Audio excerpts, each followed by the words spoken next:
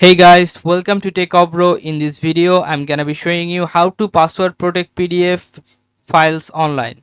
So firstly, you have to open a browser, then write here smallpdf.com. Smallpdf.com. Inside the small PDF, scroll down and you'll find at the last option protect PDF. Click on protect PDF. Now choose select files. Now select file from the computer. Click on this and it will uploading. It will take some minutes, so hold on.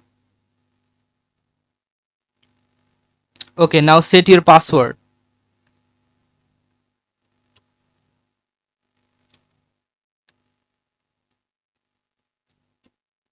Now click on protect. You can save the password or that's up to you. After completely done, you have to click on download.